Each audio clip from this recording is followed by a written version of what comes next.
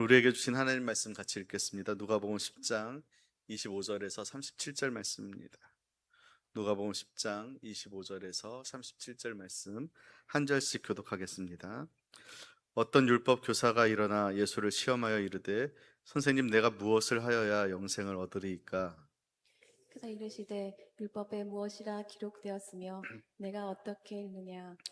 대답하여 이르되 내 마음을 다하며 목숨을 다하며 힘을 다하며 뜻을 다하여 주 너의 하나님을 사랑하고 또한 내 이웃을 내 자신같이 사랑하라 하였나이다.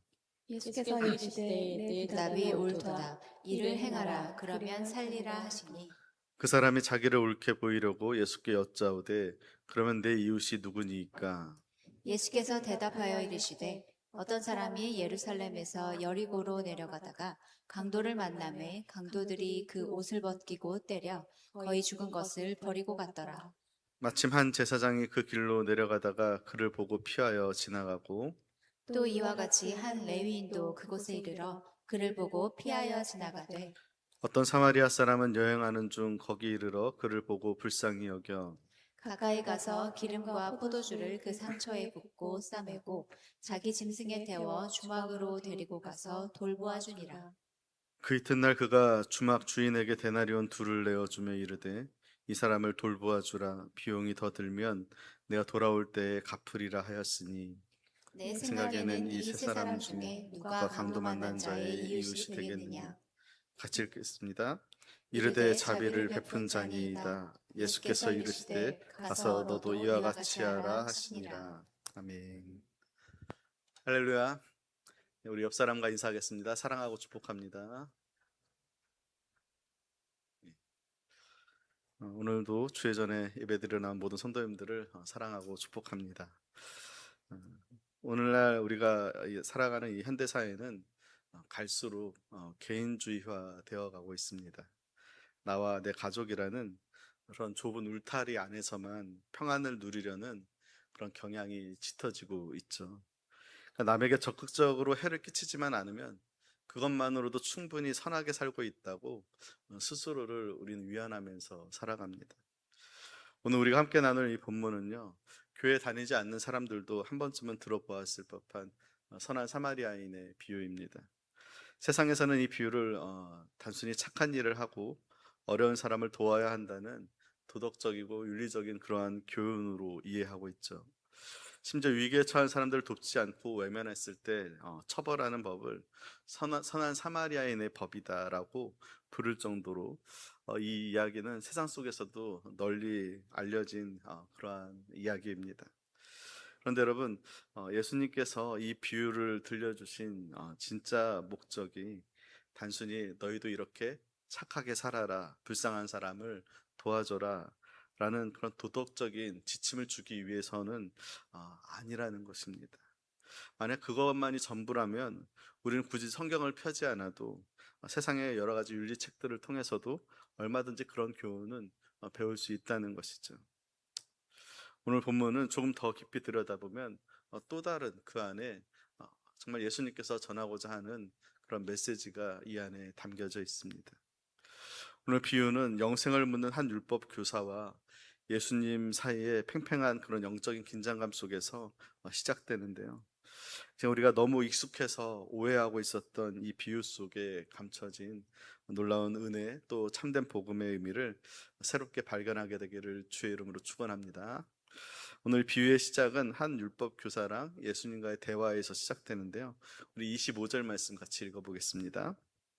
어떤 율법 교사가 일어나 예수를 시험하여 이르되 선생님, 내가 무엇을 하여야 영생을 얻으리이까?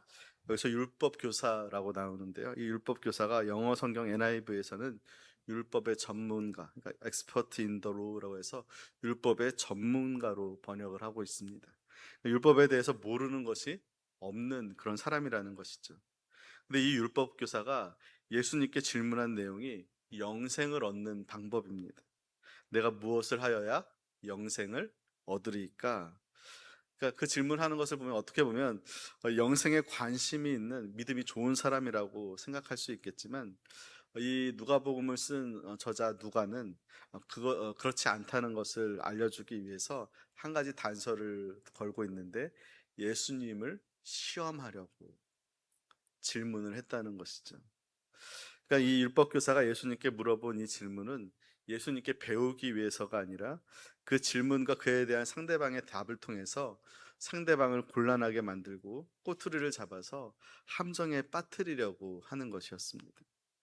예수님께서는 그러한 율법교사의 의도를 다 알고 있으면서도 율법교사가 그렇게 자랑하고 싶어하는 율법에 대해서 묻는 것으로 대답을 하시는데요. 26절에 보면 예수께서 이르시되 율법에 무엇이라 기록되었으며 너가 그것을 어떻게 읽느냐. 그러니까 너가 그렇게 잘 아는 율법에 뭐라고 기록되어 있고 너는 그것을 어떻게 해석하느냐. 그렇게 되물어 보시는 것이죠. 그때 이 율법교사는 잘 됐다는 식으로 아주 당당하게 대답을 하는데요. 우리 27절 말씀 같이 읽어보겠습니다. 대답하여 이르되 내 마음을 다하며 목숨을 다하며 힘을 다하며 뜻을 다하여 주 너의 하나님을 사랑하고 또한 내 이웃을 내 자신같이 사랑하라 하였나이다. 이 율법교사는 그래도 정확하게 하나님의 그 율법의 핵심을 잘 알고 있었던 것이죠. 아마도 이 율법교사는 이렇게 대답하는 자신이 생각해도 너무나 자랑스럽고 아마 예수님도 이런 자신의 대답에 대해서 너 참 말씀 잘 안다라는 칭찬을 듣기를 원했을 것입니다. 근데 예수님의 대답에 그 기대는 다 무너지게 되는데요. 28절에 보면 내 대답이 맞다. 이를 행하라. 그러면 살 것이다. 그렇게 대답을 하십니다. 어떻게 보면 칭찬인 것 같지만 예수님의 대답의 그 속뜻을 생각해 보면 너는 알기는 아는데 그렇게 살고 있지는 않다. 그러니까 그렇게 살아야 된다라는 책망이 그 안에 담겨 있는 것이죠. 율법교사는 그런 예수님의 대답이 자신을 향한 칭찬이 아니라 뭔가 무시당한 듯한 느낌이 들었던 것 같아요. 그래서 여기서 지면 안 되겠다 생각해서 또 예수님께 질문을 하게 되는데요. 29절 말씀 같이 읽어보겠습니다. 그 사람이 자기를 옳게 보이려고 예수께 여짜오되 그러면 내 이웃이 누구니까? 여기서 보면 자기를 옳게 보이려고 한다고 하죠. 그러니까 이 사람은 내 이웃이 누군지는 별로 관심이 없고 지금 율법교사는 나야말로 하나님을 사랑하고 이웃을 사랑하며 살고 있는 사람이다. 자신을 옳게 보이려고 하고 자신의 의를 드러내려 하고 있다는 것이죠. 그러니까 예수님의 말씀에 대해서는 관심이 있는 거예요, 없는 거예요? 관심이 없고 자신을 옳게 보이려고 자신의 의를 드러내기 위해서 또 예수님을 시험하기 위해서 질문을 하고 있다는 겁니다. 여러분, 우리가 하나님의 말씀에 대한 우리의 자세가 겸손과 청종의 자세가 되기를 주의 이름으로 축원합니다. 하나님의 말씀을 읽거나 하나님 말씀을 들을 때 우리로 하여금 그 말씀 안에 숨겨진 보물들을 발견하지 못하게 되는 가장 큰 방해물은 바로 내가 다 알고 있다는 마음이에요. 그러니까 이 율법교사도 그렇죠. 예수님이 율법에 뭐라고 기록되어 있냐, 넌 어떻게 읽느냐라고 물어봤을 때 자신 있게 대답했잖아요. 하나님을 사랑하고 이웃을 사랑하는 것이다. 근데 다 알고 있다. 나만큼 잘하는 사람 있으면 나와보라 그래. 나는 이 정도면 말씀대로 살고 있다라는 자기의가 그렇게 있을 때 우리는 정말로 하나님 말씀 안에 숨겨진 하나님의 뜻을 발견하지 못하게 되고 그것뿐만이 아니라 우리 디모데전서 6장 4절에서 5절 말씀 같이 읽어보겠습니다. 그는 교만하여 아무것도 알지 못하고 변론과 언쟁을 좋아하는 자니 이로써 투기와 분쟁과 비방과 악한 생각이 나며 마음이 부패하여지고 진리를 잃어버려 경건을 이익의 방도로 생각하는 자들의 다툼이 일어나느니라.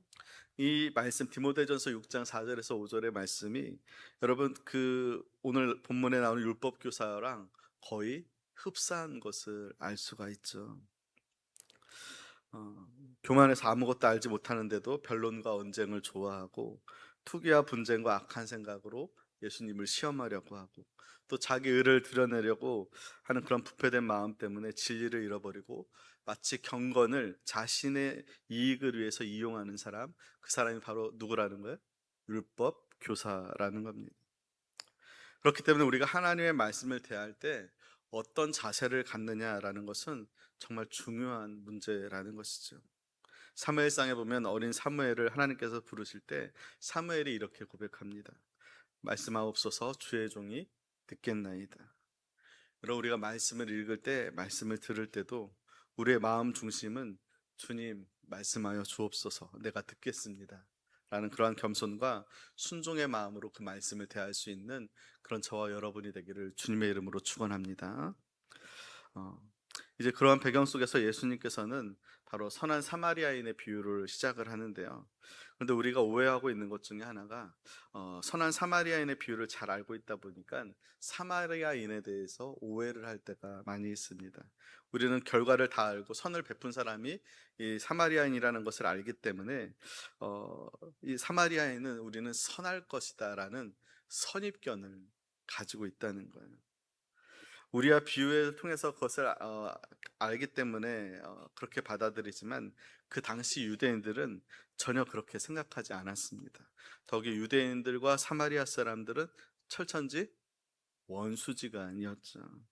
그 시작은 주전 722년경, BC 722년경에 북이스라엘이 아수르에서 멸망당할 때 아수르는 북이스라엘 주변에다가 여러 나라 사람들을 거주시키게 하는, 그래서 혼혈 정책을 펼치게 되는데요.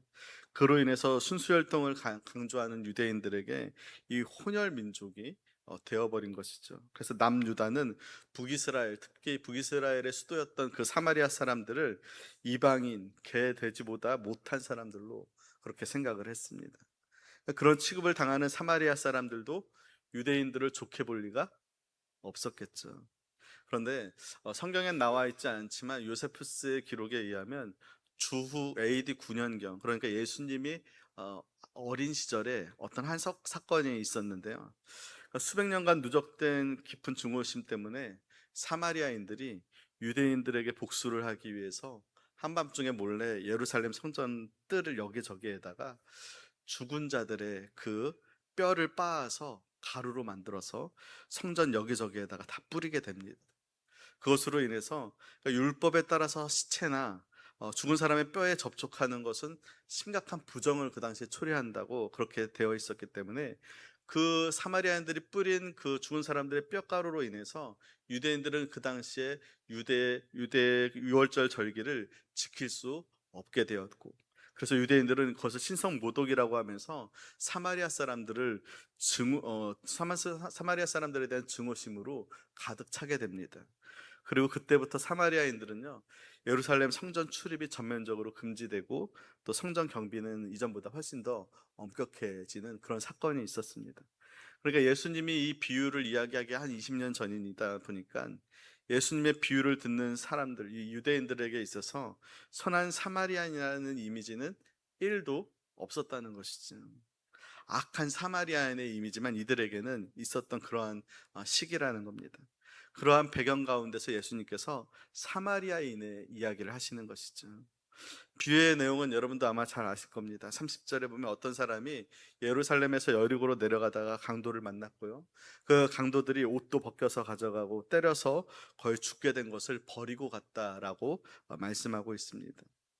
여기서 강도당한 사람의 신분에 대해서는 일부러 말을 하지 않고 있는데요, 이 사람을 소개할 때도 그냥 어떤 사람이다 라고만 하고 있고요, 또 옷이 벗겨져서 이 사람이 귀족인지 아니면 노예인지 아니면 유대인인지 사마리아인인지 또 군인인지 평민인지를 알 수가 없습니다. 또 거의 죽게 되어 쓰러져 있었기 때문에 말도 못하는 사람이라 이 사람이 어떤 사람인지를 알 수가 없는 것이죠. 그런데 마침 그 강도 당한 사람을 마침 그 옆을 제사장 한 명이 지나가다가 보게 된 것입니다.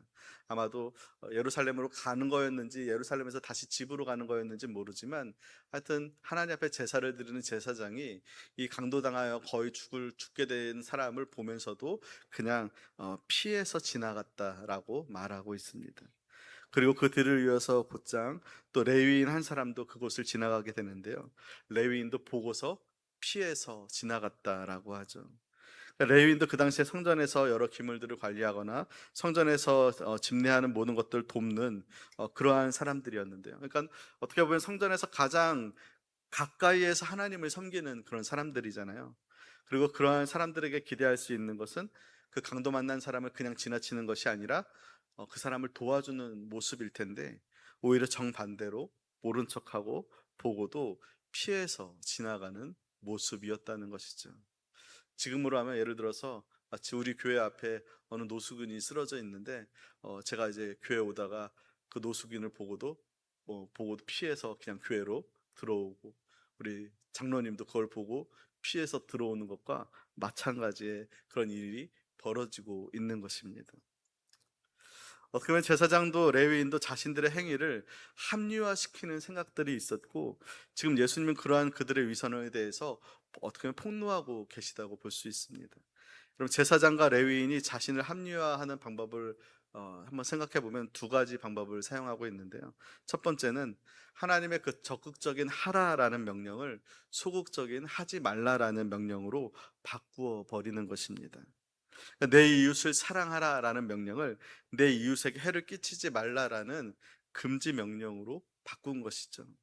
단순히 무언가를 하지 않으면 되는 수동적인 의가 훨씬 더 행하기가 쉽기 때문에 그렇습니다.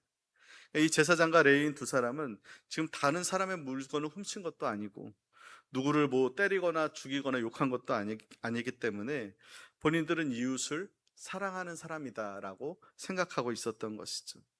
아마도 이 제사장과 레위인은 자신들의 결정을 합리화할 수 있는 이유를 수십 가지는 아마 될 수 있었을 것입니다. 예를 들면 가다가 길을 멈추는 일은 어리석은 행동이라고 생각하는 것이죠. 왜냐하면 이 사람이 혹시 부상당한 사람이 아니라 이 사람을 믿기로 같은 패거리들이 나타나서 자신을 해할 수도 있지 않은가라는 생각을 하는 것입니다.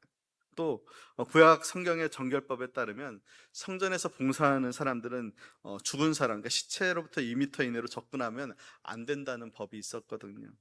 만약 생사 여부를 확인하려고 갔다가 이 사람이 죽은 시체가 된다면 예법상 자신은 부정한 사람이 되는 것이고, 그렇게 되면 또 귀찮은 정결 의식을 또 행해야 되고, 그뿐만이 아니라 상당 기간 동안 그 집례를 행하지 못하게 되는 그런 불편함에 빠질 수 있다는 것이죠.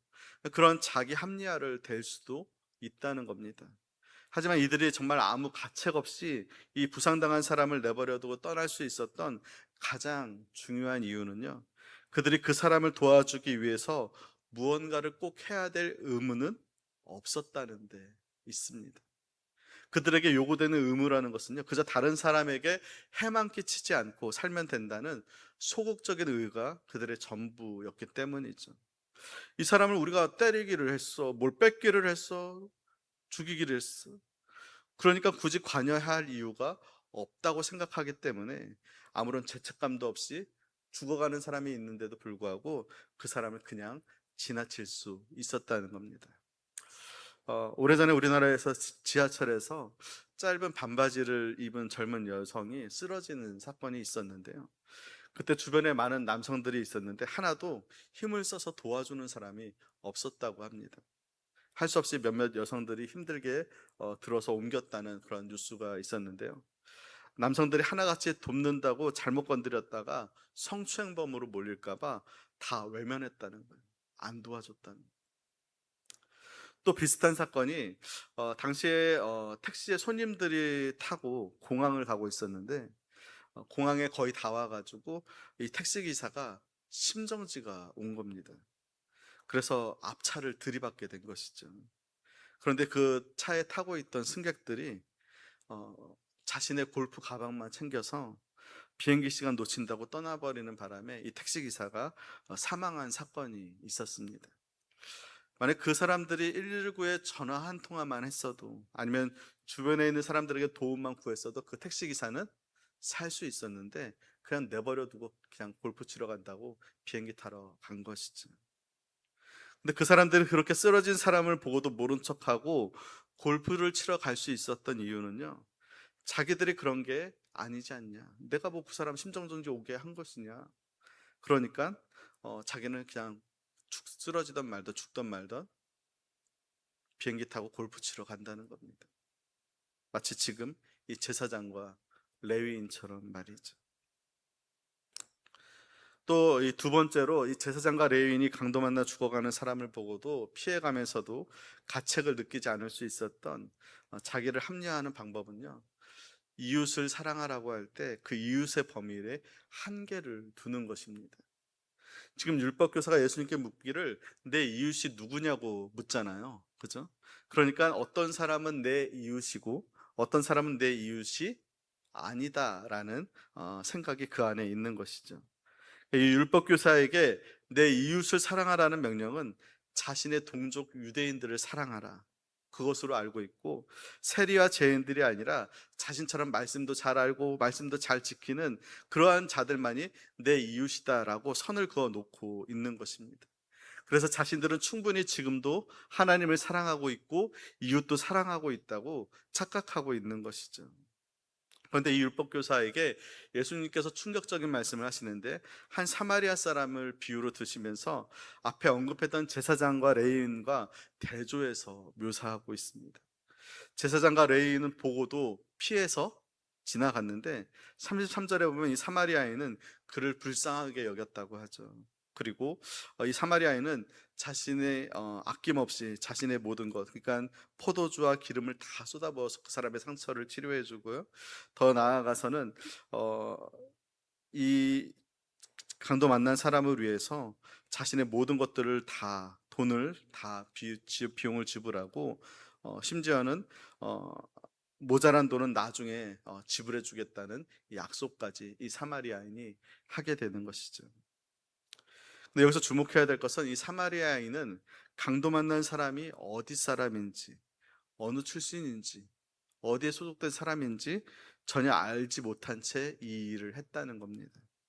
인종과 성별과 신분 모든 것을 초월해서 사랑을 베풀었다는 것이죠.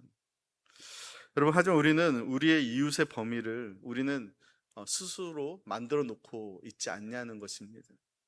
저와 여러분의 이웃의 범위가 정말 제한이 없고 더욱더 넓어지게 되기를 주님의 이름으로 축원합니다. 예수님은 이 충격적인 비유를 말씀하시면서 36절에 이렇게 이야기하는데, 우리 36절 말씀 같이 읽어보겠습니다. 내 생각에는 이 세 사람 중에 누가 강도 만난 자의 이웃이 되겠느냐. 그러니까 제사장과 레위인과 사마리아인 셋 중에 누가 강도 만난 자의 이웃이 되겠냐 물어보시는 거죠.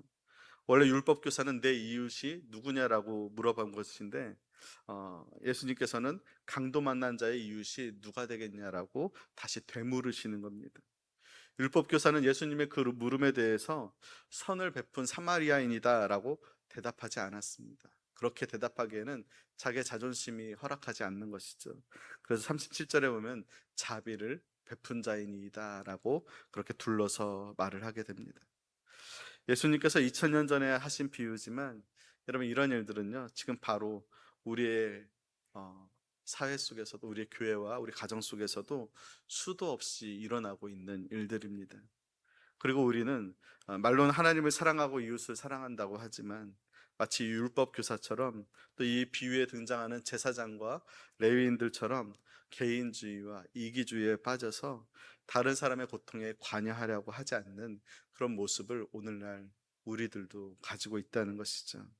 하지만 예수님께서는 분명히 말씀하시는데요, 우리 마태복음 25장 45절 말씀 같이 읽어보겠습니다. 이에 임금이 대답하여 이르시되 내가 진실로 너희에게 이르노니 이 지극히 작은 자 하나에게 하지 아니한 것이 곧 내게 하지 아니한 것이라 하시니. 그러니까 인종과 신분과 출신을 초월해서 적극적으로 사랑에 순종하지 않는 것, 그것이 주님을 사랑하지 않는 것이다 라고 말씀하고 있는 것입니다. 그럼 우리의 모습을 잠시 돌아보면 우리도 하라라는 적극적인 순종보다는 하지 말라는 소극적인 순종에 머물면서도 우리도 하나님을 사랑하고 이웃을 사랑한다고 하는 자기 합리화를 꼭 우리도 하고 있지 않냐는 것이죠. 내 가족만 사랑하고 나에게 잘해주는 사람만 사랑하는, 그렇게 이웃의 범위를 제한하고 있으면서도 그것을 마치 이웃을 사랑하고 있는 것처럼 그렇게 합리화시키고 있지 않냐는 것입니다. 예수님은 이 사마리아인의 비유를 들려주면서 가서 너도 이와 같이 하라라고 말씀하시죠. 여러분, 이와 같이가 무엇일까요? 이와 같이 하라 할 때 이와 같이, 사실 이 비유를 그냥 힘든 사람은 도와줘야 된다는 어떤 도덕적인 윤리적인 그런 결론으로 끝낸다면 예수님의 이 비유의 의도를 아무것도 모르는 것이나 마찬가지입니다. 그럼 오늘 이 비유의 시작은요 영생으로부터 시작을 합니다. 율법 교사는 무엇을 해야 영생을 얻냐고 질문을 하죠. 여러분, 그 질문부터가 잘못된 것입니다. 여러분, 우리가 무엇을 행해서 영생을 얻을 수 있습니까? 그것이 아니잖아요. 그것이 바로 이 율법주의의 핵심입니다. 우리가 무엇을 해서, 예를 들어서 선한 사마리안처럼 선을 베풀어서 영생을 얻을 수 있는 것이 아니라는 것이죠. 우리는 주님의 십자가의 은혜, 그 복음과 사랑 때문에 우리는 영생을 얻는 것입니다.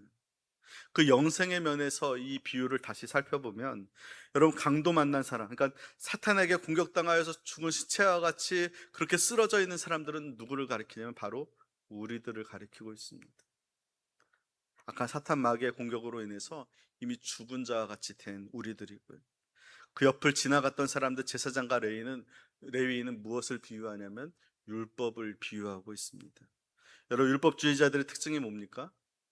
피하고 정죄하는 것이죠. 율법교사도 자신의 말씀에 대한 지식과 자신의 의로움으로 지금 예수님마저도 시험하고 정죄하려고 하잖아요. 비유에 나타난 제사장과 레위인도 강도 만나서 쓰러진 사람을 향해서 얼마나 나쁜 짓을 했으면, 말씀대로 살지 않았으면 저런 일을 당했냐라고 아마도 속으로 생각하고 정죄하면서 피해갔을 겁니다. 그렇다면 여러분, 이 선한 사마리아인은 누구를 비유하는 것일까요? 바로 우리 예수님을 비유하는 것이죠. 사탄의 공격과 정죄로 인하여서 만신창이가 된 우리들을 위해서 무한한 사랑과 돌봄을 베푸신 예수님을 나타내는 겁니다. 그러면서 예수님께서는 내가 너희를 이렇게 사랑한다라는 것을 보여주시는 것이죠. 우리를 향한 주님의 사랑이 그렇다는 겁니다. 그리고 그 사랑을 경험하기만 하면 너희도 지극히 작은 자를 예수님 대하는 것처럼 사랑할 수 있을 것이다. 너희도 이와 같이 하라. 예수님처럼 살라는 것이죠. 은혜 받은 사람답게, 구원의 은혜를 받은 사람답게 은혜가 은혜되게 살라는 겁니다. 하지만 그것이 내 힘과 내 선함으로 되는 것이 아니고 나를 위해 십자가의 생명까지 내어주신 주님의 사랑이 내 안에 깊이 경험되어짐으로 인하여서 나 또한 그 사랑을 실천할 수 있게 된다는 것이죠. 오늘 본문의 율법 교사와 제사장과 레위인은 주님의 이 사랑을 몰랐기 때문에 더 계산하고 자기 합리화하고 남에게 피해주지 않는 것을 사랑이라고 착각하고 있었던 겁니다. 오늘 우리도 마찬가지죠. 우리도 주님의 사랑을 잘 모르니까 여전히 내 가족만, 나에게 필요한 사람만, 나에게 잘해주는 사람만 사랑하는 것을, 이웃을 사랑하는 것이다 라고 착각하고 있다는 것이죠. 결국 우리의 모습이나 율법 교사와 제사장과 레위인의 모습이나 별 다를 바가 없다는 겁니다. 여러분, 예수님께서는 그 만신창이가 된 우리들을 외면하지 아니하시고 하늘 보좌를 버리시고 이 낮고 천한 곳에 오셔서 우리를 구원해 주셨습니다. 우리에게 사랑을 베풀어 주셨습니다. 그리고 너희도 이와 같이 하라. 그런데 우리는 자꾸만 예수님의 그 사랑의 범위를 좁히고 있습니다. 나만, 내 가족만, 내 기관만, 내가 사랑하는 사람만. 그럼 그거는 하나님의 사랑을, 예수님의 사랑을 제대로 깨닫지 못하고 있다는 것이죠. 우리를 향하여서 주님은 그렇게 이야기하는 겁니다. 가서 너도 이와 같이 하라. 평생을 가난하고 소외된 이웃들의 이웃으로 살았던 한국의 슈바이처라고 불리는 장기려 박사님이 있는데요. 이분이 당대 최고의 실력을 갖춘 외과 의사였는데 평생 자기 집 한 채 없이 병원 옥탑방에서 살면서 가난한 환자들을 돌봤습니다.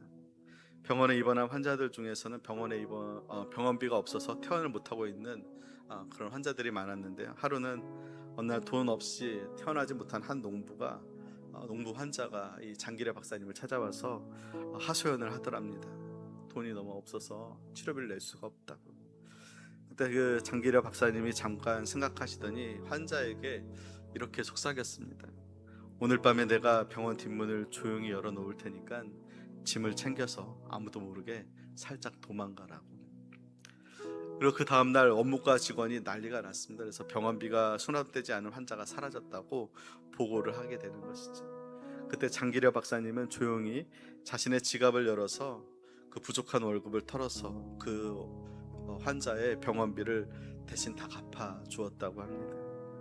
나중에는 이 병원 측에서 박사님이 하도 그런 일들을 많이 하니까 이 장기려 박사님의 월급에 가부를 하지 못하게 막아놓기까지 했다고 하더라고요. 사람들은 그를 향해서 바보 의사라고 불렀습니다. 왜 그렇게 바보처럼 믿지는 인생을 사냐고. 하지만 장기려 박사님이 자신이 그렇게 살 수 있었던 이유를 이야기하는데, 십자가에서 자신의 목숨이라는 가장 값비싼 대가를 치르고 나를 영원한 죽음에서 살려내신 진짜 선한 사마리아인 대신 예수님의 사랑을 깊이 맛보았고 그 사랑에 깊이 빚진 자라는 그 사실을 알기 때문에 나는 지금까지 그렇게 해왔고 앞으로도 그렇게 할 것이다 라고 얘기를 하더랍니다. 여러분, 선한 이웃이 되어준다는 것은요, 돈 몇 푼 준다고 되는 것이 아닙니다. 그거 했다고 사랑하는 것이 아니라는 것이죠. 선한 이웃이 되기 위해서는 먼저 우리를 향한 뜨거우신 예수 그리스도의 사랑이 우리 안에 충만하게 부어져야 됩니다. 우리가 그 사랑 안에 거하게 될 때 우리는 하지 않는 정도의 그런 순종이 아니라 내 이웃뿐만이 아니라 심지어 원수까지도 내 몸처럼 사랑하게 되는 순종으로 나아갈 수 있게 된다는 것이죠. 우리 안에 주님의 그 사랑이 충만할 때, 오늘 우리가 살고 있는 이 사회, 우리가 살고 있는 이 공동체에는 점점 더 사랑이 식어져 가고 있습니다. 나만 괜찮으면 된다는 그런 개인주의가 교회 안에도 팽배합니다. 내 가족, 내 울타리 안에 사람만 사랑하려는 그런 좁은 마음이 우리를 지배하고 있다는 것이죠. 주님께서는 그 모든 것을 우리를 위해서 다 내어주셨는데 우리는 여전히 좁게 나만, 내 가족만, 내 기간만, 내 사랑하는 사람만 골라서 정해놓고 그들만 사랑하고 그 다른 사람들은 내가 그들에게 해를 끼치지 않았으니까 괜찮다고 그렇게 여기며 나는 하나님을 사랑하고 이웃을 사랑하는 사람이라고 착각하며 살아가고 있다는 것이죠. 그런 바라기는 예수님의 십자가의 은혜에 감격하며 정말 그 사랑이 우리 안에 충만하게 가득하기를 주의 이름으로 축원합니다.